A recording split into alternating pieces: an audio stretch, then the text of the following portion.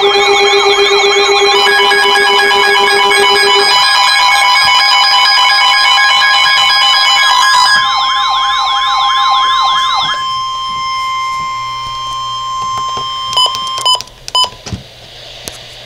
a winter storm warning for the following counties in Ohio: Champaign, Clark, Delaware, and Union.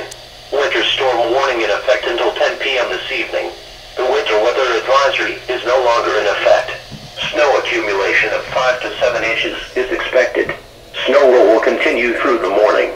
There may be some breaks in the snow during the afternoon, with the snow coming to an end during the evening. Hazardous travel conditions are expected due to reduced visibilities and snow accumulations.